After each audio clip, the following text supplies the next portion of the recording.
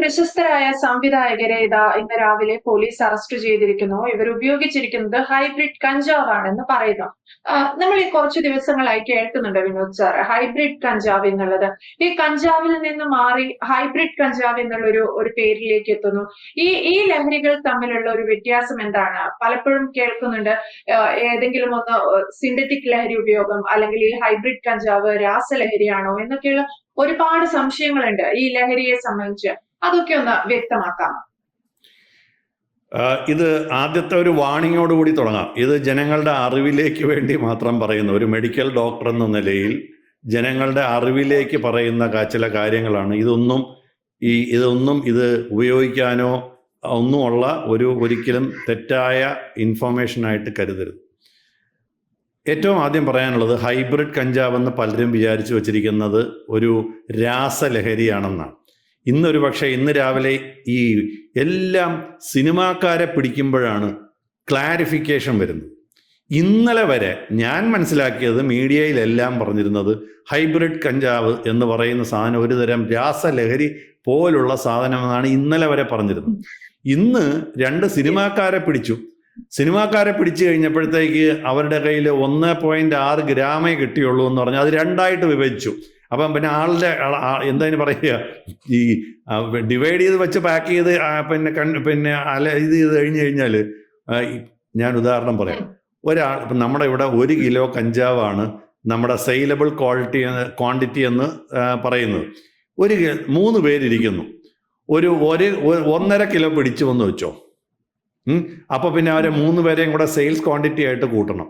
നേരെ മറിച്ച് അത് 500 വെച്ച് ഒരുത്തൻ്റെ തലയിൽ എഴുതി കൊടുത്തു കഴിഞ്ഞാൽ ഗുണം എന്തായി? അവർക്ക് മറ്റേ ഗ്രൂപ്പിൽ പെടും. 1 കിലോയ്ക്ക് താഴെയാണെങ്കിൽ എന്താ പറയുക, ഉപയോഗത്തിനുള്ള കഞ്ചാവെന്നും, 1 കിലോയ്ക്ക് 1 കിലോ എന്നാണ് ഞാൻ മനസ്സിലാക്കിയത്. ഇപ്പം വാർത്തകളിൽ നിന്നൊക്കെ മനസ്സിലാക്കി, അങ്ങനെ ചെന്ന് ചികഞ്ഞ് നോക്കിയിട്ടില്ല. അപ്പോൾ ഞാൻ പണ്ട് വിചാരിച്ചത് 30 ഗ്രാം എന്നായിരുന്നു. പക്ഷെ ഇന്നൊക്കെ 1 കിലോ എന്നൊക്കെയാണ് ആളുകൾ പറയുന്നത്. എനിവേ, ഞാൻ പറയുന്നത്, ഈ പ്രശസ്തരുടെ ഇതൊക്കെ പിടിക്കുമ്പം പലപ്പോഴും ഇതിൻ്റെ ക്വാണ്ടിറ്റി കുറച്ച് കാണിക്കുമെന്നൊരു വലിയ ആരോപണം പലരും ഉന്നയിച്ചിട്ടുണ്ട്. ഇന്ന് തന്നെ ഒരു സിനിമാ സംവിധായകൻ ഒരു ചാനൽ അത് പറയുന്നത് കേട്ടു. സിനിമാക്കാരെ പിടിച്ചാൽ, വലിയ VIP കളൊക്കെ പിടിച്ചാൽ ഇതിൻ്റെ ക്വാണ്ടിറ്റി അങ്ങ് കുറച്ച് കാണിക്കും. അപ്പോൾ അതോടുകൂടി സ്റ്റേഷൻ ജാമ്യം മതി. ഞാൻ ഇന്നത്തെ കാര്യമൊന്നുമല്ല പറയണേ. അപ്പോൾ ഇങ്ങനത്തെ പല തരികിടകളും ഇവിടെ നടക്കുന്നുണ്ട്. ഇനി എന്താണ് ഈ ഹൈബ്രിഡ് കഞ്ചാവ്? ഇന്നലെ വരെ എന്തായാലും, അപ്പോൾ ഇന്ന് ക്ലാരിഫിക്കേഷനാണ്, ഭയങ്കര ക്ലാരിഫിക്കേഷനാണ് വന്നുകൊണ്ടിരിക്കുന്നത്. ഹൈബ്രിഡ് കഞ്ചാവ് എന്ന് പറയുന്നത് സാധാരണ കഞ്ചാവ് പോലെ തന്നെയാണ്, രാസലഹരിയല്ല. ഇന്നാണത് പുറത്തു വന്നത്. സത്യം അതാണ്. അത് ശരിക്കും പറഞ്ഞാൽ, നമ്മളിപ്പം മൽഗോവ മാങ്ങ അല്ലേ, അല്ലെങ്കിൽ ഒരു പ്രത്യേക, നമ്മൾ പലതരം മാങ്ങകളെ ഒരു ഗുണവും, അതായത് അതിൻ്റെ റെസിസ്റ്റൻസ്, അതേസമയം ഇഷ്ടം പോലെ നല്ല ഫലം കിട്ടുന്നു. അപ്പൊ അങ്ങനെ വരുന്ന 2 സാധനങ്ങളെ ചേർത്തുണ്ടാക്കുന്നതിനെയാണ് ശരിക്കും പറഞ്ഞ ഈ ഒരു ജൈവ പ്രക്രിയയിൽ ഹൈബ്രിഡ് എന്ന് പറയുക. 2ൻ്റെയും നല്ല ഗുണങ്ങൾ. ശരിക്കും പറഞ്ഞാൽ കഞ്ചാവ് അല്ലെങ്കിൽ കന്നാബിസ് എന്ന് പറയുന്നത്, അതിനെ ഒരു ജനറ്റിക് ക്രോസസ്, അതായത് 2 തരം കഞ്ചാവ്. ഇൻഡിക്ക എന്ന് പറയുന്ന ഒരു ഉയരം കുറഞ്ഞ ബുഷിയർ, അതായത് കുറ്റിച്ചെടിയായിട്ടുള്ള ഒരു പ്ലാന്റ്, അതും സറ്റൈവ എന്ന് പറയുന്ന മറ്റൊരു തരം ബ്രീഡും തമ്മിൽ ചേർന്ന്, അത് പൊക്കമുള്ളതാണ്. ഇതിനകത്ത് 2നും 2 ഇഫക്റ്റാണ്. അതാണ് ഞാൻ പറഞ്ഞത്, ഞാൻ ഈ വിവരങ്ങൾ പറയുമ്പോൾ ഒരിക്കലും അത് തെറ്റിദ്ധരിക്കാനോ അതൊരു പ്രേരകമാകാൻ പാടില്ല. ചുമ്മാ നിങ്ങളുടെ അറിവിലേക്ക് വേണ്ടി കാര്യങ്ങൾ അറിഞ്ഞിരിക്കുന്നതിനകത്ത് തെറ്റില്ല. ഈ ഇൻഡിക്ക എന്ന് പറയുന്ന ടൈപ്പ് ഷോർട്ടർ വെറൈറ്റിക്ക് ബോഡി റിലാക്സേഷനാണ് ഉപയോഗിക്കുന്നത്. ഈ സറ്റൈവ എന്ന് പറയുന്ന സാധനം മൈൻഡ് സ്റ്റിമുലേറ്റ് ചെയ്യാനാണ്, അതായത് എനർജൈസ് ചെയ്യാൻ വേണ്ടിയാണ്. ഈ പലപ്പോഴും നമ്മൾ പണ്ട് പടങ്ങി കേട്ടിട്ടുള്ള ഒരു കാര്യമാണ്, ഈ ക്രിയേറ്റീവായ എഴുത്തുകാർ, കവിത എഴുതുന്നവർ, ഇതൊക്കെ അവർക്ക് ഈ മനുഷ്യൻ്റെ സാധാരണ ഐഡിയ ഒക്കെ എത്ര നാൾ നിൽക്കും? ഇപ്പം നമ്മൾ പണ്ട് ഈ ക്രിയേറ്റീവ് ആളുകളുടെ ഒക്കെ പറയുമ്പോൾ ഒരു സാധനമുണ്ട്, ഒരു ബുക്ക് എഴുതാൻ എല്ലാവരെ കൊണ്ടും പറ്റും. ഒരു ബുക്ക് എഴുതാൻ എല്ലാവരെ കൊണ്ടും പറ്റും. ഞാൻ എൻ്റെ ജീവിത അനുഭവങ്ങൾ എഴുതുകയാണ്, ഒരു 10 ബുക്ക് എഴുതാനുള്ളതുണ്ടാവും. എൻ്റെ ജീവിത അനുഭവം മാത്രം എഴുതിയാൽ അതിനകത്ത് വലിയ അത്ഭുതമൊന്നുമില്ല. പല സിനിമയിലും ഉള്ളതിനേക്കാളും വലിയ അത്ഭുതങ്ങളായിരിക്കും ഈ ഓരോരുത്തരുടെ ജീവിതത്തിലുള്ളത്. പറഞ്ഞാൽ വിശ്വസിക്കത്തില്ല ആളുകൾ. നേരെ മറിച്ച് അടുത്ത ബുക്ക് എഴുതാൻ, 2ാമത്തെ ബുക്ക് എഴുതാൻ കഴിവുണ്ടോ, അവിടെയാണ് ക്രിയേറ്റിവിറ്റി വരും. ഇപ്പോൾ ഒരു നോവൽ എഴുതുന്ന ഒരാളുടെ കാര്യമാണ് പറയണത്. അപ്പോൾ ക്രിയേറ്റിവിറ്റി എന്ന് പറയുന്നത് ഇത്തരം സംവിധാനം, ഇപ്പോൾ സിനിമ ആയിക്കോട്ടെ, ഈ കവിതയായിക്കോട്ടെ, കഥയായിക്കോട്ടെ, അപ്പം ഇതിനാണ് ഇവന്മാർ ഇത് അടിക്കുന്നതെന്നാണ് പറയുന്നത്. അപ്പൊ റിലാക്സ്. അപ്പൊ നമുക്ക് അവന്മാർക്ക് വേണ്ട സാധനം എന്താണ്? ഈ മൈൻഡിനെ സ്റ്റിമുലേറ്റ് ചെയ്യാൻ വേണം, ഐഡിയയും വരണം, അതേ സമയത്ത് റിലാക്സ് ചെയ്യാൻ പറ്റും. ഇതിനാണ് വേണ്ടിയാണ് ഈ ഹൈബ്രിഡ് കഞ്ചാവ് ഏതോ ഒരു അസാമാന്യമായ തലയ്ക്കകത്ത് ഉള്ള ഒരു ഭ്രാന്തം കണ്ടുപിടിച്ചിരിക്കുന്നത്. അപ്പൊ ഇത് രണ്ടും കൂടെ, അപ്പൊ ഇൻഡിക്ക ഡോമിനന്റ് ആവാം, അല്ലെങ്കിൽ സറ്റൈവ ഡോമിനന്റ് ആവാം. ഈ ഹൈബ്രിഡ് കഞ്ചാവുകൾ തന്നെ 3 തരത്തിലുണ്ട്. ഇൻഡിക്ക ഡോമിനന്റ് കഞ്ചാവുണ്ട്, സറ്റൈവ ഡോമിനന്റ് കഞ്ചാവുണ്ട്, അതായത് സ്റ്റിമുലേഷൻ വരാനുള്ള സറ്റൈവ ഡോമിനന്റ് ഉണ്ട്, ബാലൻസ്ഡ് വെറൈറ്റി ഉണ്ട്. അപ്പൊ ആക്ച്വലി പറഞ്ഞ സാധാരണ കഞ്ചാവ് തന്നെയാണ്. അപ്പൊ അതുകൊണ്ട് ആ കേസ് കറക്റ്റാണ്. അതായത് ഇപ്പം സാധാരണ കഞ്ചാവ് പിടിച്ചാലുള്ള നിയമം മാത്രമേ ഈ ഹൈബ്രിഡ് കഞ്ചാവിനും വർക്ക് ചെയ്യൂ. വേറൊരു തരം കഞ്ചാവുണ്ട്, കെമിക്കൽ കഞ്ചാവ് എന്ന് പറയുന്നത്. അവനാണ് ശരിക്കുള്ള അപകടകാരി. എന്താണ് കെമിക്കൽ കഞ്ചാവ് എന്ന് പറയുന്നത്? ഇതിന്റെ കെമിക്കൽസ് ഉണ്ട്. നമ്മൾ ഈ സ്പൈസ് എന്ന് പറയും, അല്ലെങ്കിൽ സിന്തറ്റിക് വീഡ് എന്നാണ് അതിന് പറയുക. സ്പൈസ്, K2 എന്നൊക്കെ പറയുന്ന സാധനം. ഇപ്പൊ ഇവരുടെ നിന്നൊക്കെ പിടിച്ചിരിക്കുന്ന അതാണോ എന്ന് നമുക്കറിഞ്ഞൂടാ കേട്ടോ. ഞാൻ പറഞ്ഞത് ഈ കേൾക്കുന്നത് മുഴുവൻ ഹൈബ്രിഡ് കഞ്ചാവ് കഞ്ചാവാണ്. ഹൈബ്രിഡ് കഞ്ചാവ് എന്ന് പറയുന്നത് നാച്ചുറൽ കഞ്ചാവാണ്. പക്ഷെ അതിനെ ക്രോസ് ബ്രീഡ് നടത്തി നമ്മളിപ്പം നല്ല പഴം, നല്ല മാങ്ങ, നല്ല നെല്ലിന്റെ വെറൈറ്റികൾ അല്ലെ, റെസിസ്റ്റൻസ് ഉള്ളത്, അതേസമയം ധാരാളം വിത്ത് വരുന്ന, നെല്ലുണ്ടാകുന്ന, അരി ഉണ്ടാകുന്ന, ഇങ്ങനെ പറയുന്നത് പോലെ വേണ്ട ഗുണങ്ങൾ സമ്മേളിപ്പിച്ചെടുക്കുന്ന കഞ്ചാവിന്, അതൊക്കെ ഞാൻ പറഞ്ഞില്ല, ഇതിനെ പറ്റിയ ആശാമാരുണ്ടല്ലോ. അപ്പൊ അതാണ് ഈ പറയുന്ന ഹൈബ്രിഡ് കഞ്ചാവ്. അത് നാച്ചുറലാണ്, ക്രോസ് ബ്രീഡ് പ്ലാന്റ് ആണെന്ന് മാത്രമേ ഉള്ളൂ. നേരെ മറിച്ച് ഞാനിപ്പോൾ പറഞ്ഞ സിന്തറ്റിക് വീഡ് എന്ന് പറയുന്നത് മനുഷ്യൻ എന്താ ചെയ്യുന്ന പറഞ്ഞാൽ ഈ കഞ്ചാവ് ചെടികൾ പോലുള്ള ഹെർബുകളിൽ, അതായത് കഞ്ചാവ് തന്നെ ആവണമെന്നില്ല, കഞ്ചാവിനകത്തോട്ട് ഇത്തരം കെമിക്കൽസ് സ്പ്രേ ചെയ്യും. അതായത് നമ്മുടെ സൈക്കോജനിക്, നമ്മുടെ നേരത്തെ പറഞ്ഞിട്ടുള്ള ഡ്രഗുകളിൽ ഈ ഹീറോയിൻ ആയിക്കോട്ടെ, അതുപോലത്തെ അങ്ങനെ നമ്മുടെ ബ്രെയിനിനെ ഉദ്ദീപിപ്പിക്കുന്ന കെമിക്കൽസ് സ്പ്രേ ചെയ്തിട്ട് അത് കഞ്ചാവാണെന്ന് പറഞ്ഞ് വിൽക്കും. അതായത് പവർഫുൾ കഞ്ചാവാണെന്ന് പറഞ്ഞ് വിൽക്കും. കണ്ടാൽ തമ്മിൽ തിരിച്ചറിയാൻ പറ്റണമെന്നില്ല. ഒരു സാധാരണക്കാർക്കോ ഇത് ഉപയോഗിക്കുന്ന ആളിന് പോലും തിരിച്ചറിയാൻ പറ്റണമെന്നില്ല. അപ്പോൾ ഇപ്പം അതിൻ്റെ ഒരു പ്രസക്തി എന്താണെന്ന് പറയാം. ഇപ്പോൾ സാധാരണ സിന്തറ്റിക് ഡ്രഗുകൾ ഉപയോഗിക്കാത്തവർ പോലും ഈ ഇങ്ങനത്തെ സാധനം ഒന്ന് പരീക്ഷിച്ച്, സാധാരണ കഞ്ചാവാണെന്ന് പറയുമ്പോൾ ഒന്ന് പരീക്ഷിച്ച് നോക്കും. നമുക്കറിയാം സിഗരറ്റ് വലിക്കുന്നതും കഞ്ചാവും തമ്മിൽ വലിയ വ്യത്യാസമൊന്നുമില്ല. ഇൻഫാക്ട് മെഡിക്കലി പറയുകയാണെങ്കിൽ സിഗരറ്റിനേക്കാളും കുറച്ച് അഡിക്ഷൻ ഉള്ള സാധനമാണ് കഞ്ചാവ്. ലോകത്തെ പല രാജ്യങ്ങളിലും മെഡിക്കലായിട്ട് കഞ്ചാവ് ഉപയോഗിക്കാറുണ്ട്. ഞാൻ കാലിഫോർണിയയിൽ പോയപ്പോൾ ഞാനിത് കണ്ടിട്ടുണ്ട്. അതായത് നമ്മുടെ ഈ വെപ്പ് എന്ന് പറയുന്നത് ഇന്ത്യയിൽ അത് നിരോധിച്ചിട്ടുണ്ട്. ഇലക്ട്രോണിക് സിഗരറ്റുകളിൽ പ്രിസ്ക്രിപ്ഷനോടുകൂടി കഞ്ചാവിൻ്റെ ലിക്വിഡ് ഉപയോഗിക്കുന്നവരുണ്ട്, ചോക്ലേറ്റ് ആയിട്ട് ഉപയോഗിക്കുന്നവരുണ്ട്. പല രാജ്യങ്ങളിലും അതൊന്ന് അവൈലബിൾ ആണ്. അപ്പം ചുരുക്കം പറഞ്ഞാൽ ഈ ടൊബാക്കോ ലോബിയും കഞ്ചാവ് ലോബിയും തമ്മിലുള്ള മത്സരത്തിൽ ടൊബാക്കോ ലോബിയാണ് ജയിച്ചത്. എന്നുവെച്ചാൽ സിഗരറ്റ് കമ്പനികളാണ് ലോകത്തിലെ ഏറ്റവും വലിയ രാക്ഷസന്മാർ. അപ്പം അവരാണ് ശരിക്കും പറഞ്ഞാൽ കഞ്ചാവിനെ ഒതുക്കം ചെയ്തത്. ഞാൻ പറഞ്ഞു വരുന്നത് ഇതൊരു സിന്തറ്റിക് ലഹരിയല്ല, പക്ഷേ അപകടം പിടിച്ചൊരു സാധനമാണ്. എന്ന് വെച്ചാൽ ഇതിനകത്തുള്ള ഇതിനെ ഉപയോഗിക്കാൻ ആരെങ്കിലും മനസ്സുകൊണ്ടെങ്കിലും ആഗ്രഹിക്കുന്നവരുടെ ഒരു കാര്യം അറിവിലേക്ക് വേണ്ടി ഒരു മെഡിക്കൽ സത്യം പറയാം. ഇതൊക്കെ എന്താ പ്രശ്നം എന്ന് പറഞ്ഞാൽ ആളുകൾ ഇതെങ്ങനെയാണ്, ഞങ്ങളിതിനു വേണ്ടി ധാരാളം ബോധവൽക്കരണമൊക്കെ പല സ്ഥലത്തും നടത്തിയിട്ടുണ്ട്. ഇന്നിപ്പോൾ എപ്പോഴാണ് ഒരാൾ ഇതുപോലത്തെ കാര്യങ്ങൾ ഉപയോഗിച്ച് തുടങ്ങുക എന്നുള്ളതിനെ പറ്റി ഒരു പഠനമുണ്ട്. പണ്ടൊക്കെ 15-ാമത്തെ വയസ്സിൽ 18-ാമത്തെ വയസ്സിലൊക്കെ ആണെങ്കിൽ, ഇന്ന് 7-ാം ക്ലാസ്സിൽ 8-ാം ക്ലാസ്സിലൊക്കെയാണ് ആദ്യമായിട്ട് ഒരാൾ ഒരു സിഗരറ്റ് കട്ട് വലിക്കുക, അല്ലെങ്കിൽ വീട്ടിൽ ഇരിക്കുന്ന മദ്യം എടുത്തൊന്ന് ഉപയോഗിച്ച് നോക്കുക എന്നുള്ളത് തുടങ്ങുന്നത്. 7-ാം ക്ലാസ് 8-ാം ക്ലാസ്സിലൊക്കെ പോലും ആളുകൾ ചെയ്യുന്നുണ്ട്. അപ്പോൾ എന്ത് പറ്റും എന്ന് പറഞ്ഞാൽ ആദ്യം ഒരു കൗതുകത്തിനാണ് പലരും, ഏറ്റവും കൂടുതൽ ആളുകൾ കൗതുകത്തിനാണ്. ഇപ്പം ഈ സിനിമയിലും ഇങ്ങനെ കണ്ടു കഴിയുമ്പോൾ ഇത് കാണുമ്പോൾ എന്നാ ഒന്ന് നോക്കിയേക്കാം എന്ന് പറഞ്ഞാൽ ഒരു പക്ഷേ വീട്ടിലിരിക്കുന്ന മദ്യമായിരിക്കും ഉപയോഗിക്കുക, അല്ലെങ്കിൽ ഒരു സിഗരറ്റായിരിക്കും കട്ട് വലിക്കുക.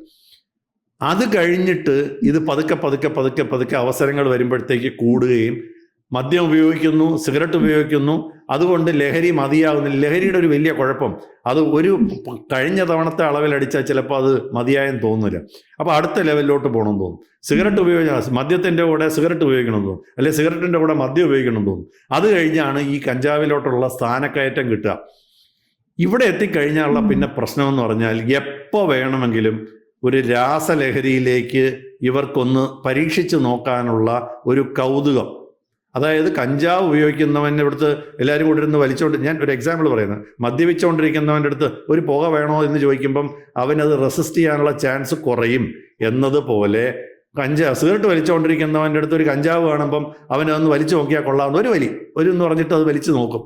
അപ്പോൾ കൊള്ളാലോ എന്ന് പറഞ്ഞിട്ട് അവൻ അടുത്ത ഇതിലോട്ട് പെടും. ഇങ്ങനെയാണ് അതിനകത്ത് പെടുന്നത്. രണ്ടാമത്തത് പിയർ പ്രഷർ എന്ന് പറയും. അവരുടെ ആ സർക്കിൾസിൽ ചെന്ന് പറ്റാൻ വേണ്ടി. ഇപ്പം സിനിമ, ഒരുപാട് പേർക്ക് സിനിമ താല്പര്യമുണ്ട്, ഒരുപാട് പേർക്ക് സിനിമയിൽ അഭിനയിക്കണമെന്ന് താല്പര്യമുണ്ട്, പിന്നെ സംവിധായകനാണെന്ന് താല്പര്യമുണ്ട്, ക്യാമറാമാനാണെന്ന് താല്പര്യമുണ്ട്. അപ്പോൾ അവിടെ ഇതിനൊക്കെ ഉള്ളത് വരുമ്പം ഇങ്ങനെ എടുത്തിട്ടാണെങ്കിൽ നമുക്ക് കൂടെ കൂട്ടിയേക്കാന്ന് അവർക്കും തോന്നും. അപ്പം ഈ സർക്കിൾസിൽ ചെന്ന് പെടാൻ ഇതിൻ്റെ ഉപയോഗം ഒരു കാരണമാകും. അതാണ് ഈ സിനിമയുടെ ഏറ്റവും വലിയ വേറൊരു പ്രശ്നം. അത് കഴിഞ്ഞിട്ട് ഇത് അടിച്ചു കഴിഞ്ഞാലുള്ള പലപ്പോഴും ഒരു സെക്ഷൽ എക്സ്പ്ലോയിറ്റേഷൻ ഇതിൻ്റെ ഒരു ഭാഗമാണ്. ഇവരാരും അത് ചെയ്തിട്ടുണ്ടെന്നല്ല ഞാൻ പറയുന്നത്, പക്ഷെ ഇതൊക്കെ അതിൻ്റെ ഭാഗമാണ്. കുറച്ച് കഴിയുമ്പോൾ പലപ്പോഴും സ്ത്രീകളെ സെക്ഷുവലായിട്ട് എക്സ്പ്ലോയിറ്റ് ചെയ്യാൻ വേണ്ടി അവരെ ഇത് കൊടുത്ത് വഴിയിലാക്കാറുണ്ട്. അപ്പോൾ ഇതൊക്കെ പച്ചയായ സത്യങ്ങളാണ്. അപ്പോൾ ഇതൊക്കെയാണ് ഇതിൻ്റെ അപകടം. ഈ ലെവൽ വരെ കഞ്ചാവിൻ്റെ അവിടെ എത്തിയവൻ എങ്ങനെ ഹൈബ്രിഡിലോട്ട് പോയോ അവൻ കെമിക്കൽ കഞ്ചാവിലോട്ടും പോവും, അവൻ മറ്റുള്ള സിന്തറ്റിക് ലഹരിയിലോട്ട് വഴുതി വീഴാൻ ആ ലൈൻ എന്ന് പറയുന്നത് വളരെ തിന്നാണ്. ഇതാണ് ഇതിൻ്റെ അപകടം പിടിച്ച സാധനം. മാത്രമല്ല, ഇതൊക്കെ അറിയാത്ത സാധനങ്ങൾ ചെന്ന് വലിച്ചു കഴിഞ്ഞാൽ ചിലപ്പോൾ കാറ്റ് പോകാനുള്ള സാധ്യതകളും വളരെ അധികമാണ്. അതുകൊണ്ട് നമ്മുടെ സാധാരണക്കാരോട് പറയുന്നത് ഇതൊക്കെ അറിഞ്ഞു വെച്ചോ, ഒരു കാരണവശാലും ഇതൊന്നും ഏറ്റെടുത്ത് തലയ്ക്ക് വയ്ക്കരുത്, പണി കിട്ടും. മാത്രമല്ല വലിയ കേസാണ്. അതാണ് ഈ സർക്കാർ ഇപ്പം ഇന്ന് വളരെ ശക്തമായ നടപടികൾ, ഇതിൻ്റെ ഈ അക്രമമൊക്കെ ഇങ്ങനെ വ്യാപിച്ചു വരുന്നു എന്ന് പറഞ്ഞാൽ ഇപ്പം നമുക്ക് വേറൊരു കാര്യം കൂടെ മനസ്സിലാക്കും. നമ്മളൊരു പക്ഷേ പറയാനുള്ളൊരു പ്രസക്തമായ കാര്യം, അപ്പം അക്രമമൊക്കെ വ്യാപിച്ചു വരുന്നത് കൊണ്ട് ഇതിലൊന്നും ചെന്ന് ചാടാതിരിക്കാം. പോലീസ് വളരെ വിജിലൻ്റാണ്, എക്സൈസ് വളരെ വിജിലൻ്റാണ്. പിടി കിട്ടിയാൽ ജന്മം പാഴായിപ്പോൾ. പലരും വിചാരിച്ചിരിക്കുന്നത് ഇപ്പം ഇന്നത്തെ പോലെ ഉപഭോഗത്തിൻ്റെ ആവശ്യത്തിന് വേണ്ടി പിടിച്ചാൽ വലിയ പ്രശ്നമില്ല എന്നുള്ള തെറ്റാണ്. നിങ്ങൾ അവരുടെ റെക്കോർഡിൽ കയറി ഇനി നിങ്ങളുടെ കയ്യിൽ ഒരു സാധനം വീണാൽ നിങ്ങൾക്ക് അതിനകത്തൊന്ന് ഊരിപ്പോകാൻ വലിയ പാടായിരിക്കും. അപ്പം അതുകൊണ്ട് ഈ ചെന്ന് പെടാതിരിക്കുക, വലിക്കാതിരിക്കുക എന്നുള്ളതാണ് ബുദ്ധി. രണ്ട്, ഞാൻ നേരത്തെ പറഞ്ഞിരുന്ന ഒരു കാര്യം, ഈ ഐഡിയാസ്, ഈ ഐഡിയകൾക്ക് വേണ്ടിയാണ്, ഒരു തെറ്റിദ്ധാരണ മാത്രമാണ്. അതായത് ഈ ഒരു ഐഡിയ വേണമെങ്കിൽ ഒരു ക്രിയേറ്റിവിറ്റി, നമ്മളിപ്പോൾ പല സിനിമകളിലും വയലൻസ് ഒക്കെ കൂടിയതിൻ്റെ കാര്യം ഇവർക്ക് കിട്ടുന്ന ഐഡിയകളൊക്കെ വളരെ വികലമായ ഐഡിയകളാണ്. അതുകൊണ്ടാണ് ഈ സിനിമയിൽ ഇന്ന്, പണ്ടൊക്കെ നമ്മൾ സിനിമയിൽ വളരെ സിമ്പിളായിട്ടുള്ള കാര്യങ്ങൾ, ഇമോഷണലായിട്ടുള്ള കാര്യങ്ങൾ വന്നിരുന്നെങ്കിൽ ഇന്ന് വളരെ വയലൻ്റ് ആയിട്ടുള്ള പല കഥകളും, അതായത് മനുഷ്യർ ചെയ്യാത്ത കാര്യങ്ങളാണ് അതിനകത്ത് കാണിക്കുന്നത്, അല്ലേ? മനുഷ്യന് ചെയ്യാത്ത, സാധാരണഗതിയിൽ മനുഷ്യർ ചെയ്യാത്ത അക്രമം, സാധാരണഗതിയിൽ മനുഷ്യർ ചെയ്യാത്ത തരത്തിലുള്ള കൊലകൾ, സാധാരണഗതിയിൽ മനുഷ്യർ ചെയ്യാത്ത തരത്തിലുള്ള തന്ത്രങ്ങൾ. ഇപ്പം ഞാൻ പേര് പറയാൻ താല്പര്യപ്പെടുന്നില്ല. പലതിലുമൊക്കെ കാണിക്കുന്ന കാര്യങ്ങളൊക്കെ അതൊരു നോർമൽ മൈൻഡുള്ള ഒരാൾ കൺസീവ് ചെയ്യുന്നതല്ലെന്നുള്ളത് കാണുമ്പോൾ നമുക്ക് മനസ്സിലാവും. അതാണ് അതിൻ്റെ ഒരു അടുത്ത അപകടം. അപ്പോൾ ഈ ചുരുക്കം പറഞ്ഞാൽ ഇതൊരു വലിയ മാരകമായ, സമൂഹത്തെ കാർന്നു തരുന്ന ഒരു വലിയ പ്രശ്നമാണ്. കഴിയുന്നതും ലഹരി എന്ന് പറയുന്ന സാധനം ഒരിക്കൽ പോലും തൊടാതിരിക്കുന്നതാണ് ഏറ്റവും വലിയ ബുദ്ധി. ഏറ്റവും സേഫ് എന്ന് പറയുന്നത് ഒരിക്കൽ പോലും ഉപയോഗിക്കാതിരിക്കുന്നതാണ്. കാരണം ഇത് നിങ്ങൾക്ക് ഒരിക്കലും ഉപയോഗിച്ച് മതിയാകാത്തൊരു സാധനമാണ്. തീയിൽ നമ്മൾ വിറകിട്ടുകൊണ്ടിരുന്നാൽ ഒരിക്കലും തീ അണയില്ല. ഇതാണ് അതിൻ്റെ ഏറ്റവും ആദ്യത്തെ പ്രിൻസിപ്പിൾ. നിങ്ങൾക്ക് അതിനകത്തൊന്ന് ഞാൻ വേറൊരു കാര്യം വളരെ പണ്ട് ഇതുപോലെ TV ചാനലിൽ പറഞ്ഞിട്ടുള്ളൊരു കാര്യമാണ്. നമുക്കറിയാം വീഗാലാൻഡ് അങ്ങനത്തെ സ്ഥലങ്ങളിലൊക്കെ ഈ വാട്ടർ സ്ലൈഡിങ് പാർക്കില്ലേ, ഈ വാട്ടർ സ്ലൈഡിങ് പാർക്കിൽ നമുക്കതിനകത്ത് കയറണോ വേണ്ടയോ എന്ന് തീരുമാനിക്കാം. പക്ഷെ കയറി അതിൻ്റെ താഴോട്ടുള്ള ഇറക്കം തുടങ്ങി കഴിഞ്ഞാൽ പിന്നെ നിങ്ങൾക്ക് നിൽക്കാൻ പറ്റില്ല. നിങ്ങളുടെ പതനം അതിൻ്റെ നാച്ചുറൽ പ്രോസസ്സിൽ താഴോട്ട് വന്നേ നിൽക്കുകയുള്ളൂ, താഴെ എത്തിയിട്ടേ നിൽക്കുകയുള്ളൂ. ഇതാണ് നമ്മുടെ സാധാരണക്കാരും പിള്ളേരും മാതാപിതാക്കൾ പിള്ളേർക്ക് പറഞ്ഞു കൊടുക്കേണ്ട ഈ ഒരു വീഡിയോ. നിങ്ങൾ പിള്ളേരെ വിളിച്ചൊന്ന് കാണിച്ചു കൊടുക്കേണ്ടത് വളരെ പ്രധാനമാണ്. ഞാൻ സാറിന് ഇങ്ങനെ ഒരിക്കലും പറയാറില്ല, പക്ഷേ ഇതിൻ്റെ അപകടം, ഇത് തുടങ്ങാതിരിക്കേണ്ടതിൻ്റെ ആവശ്യം, അവസരം കിട്ടിയാൽ അതിനെ തള്ളിക്കളയേണ്ടതിൻ്റെ ആവശ്യം വളരെ പ്രസക്തമാണ്. തീർച്ചയായിട്ടും വളരെ സൂക്ഷിച്ച് കൈകാര്യം ചെയ്യേണ്ട ഒന്നാണ് ഇത്തരം ലഹരി വസ്തുക്കൾ. ഞാൻ ഒരു കൺഫ്യൂഷൻ വരരുത്, ഒരു മിനിറ്റ് ഒരു കൺഫ്യൂഷൻ വരരുത്. സൂക്ഷിച്ച് ഉപയോഗിക്കണമെന്നല്ല പറഞ്ഞ, സൂക്ഷിച്ച് തള്ളിക്കളയേണ്ട കാര്യമാണ് ഇത്തരം ലഹരി വസ്തുക്കൾ. അത് ആളുകൾക്ക് കൺഫ്യൂഷൻ വരാൻ പാടില്ല. കൺഫ്യൂഷൻ വരാൻ സാധ്യതയുണ്ട്. നമ്മൾ ഇതിനെ പ്രൊമോട്ട് ചെയ്തതല്ല. എന്താണ് ഈ കഞ്ചാവ്, ഹൈബ്രിഡ് കഞ്ചാവ് രാസലഹരിയാണോ എന്നൊക്കെയുള്ള ഒരുപാട് കൺഫ്യൂഷൻസ് ഉണ്ട്. അതൊന്ന് ക്ലിയർ ചെയ്താണ്. അത് ക്ലിയർ ചെയ്യാൻ എല്ലാ റൈറ്റ്സ് ഉള്ള ഒരു മെഡിക്കൽ രംഗത്തെ ഒരു വിദഗ്ധൻ അല്ലെങ്കിൽ ഒരു ഡോക്ടർ തന്നെയാണ് ഇതിന്റെ ഉപയോഗങ്ങൾ അല്ലെങ്കിൽ ഇത് എന്താണ് എന്നുള്ളതിനെ പറ്റി വിവരിച്ചിരിക്കുന്നത്. എന്തായാലും വ്യക്തമാണ്. Thank you so much doctor Vinod B Nair.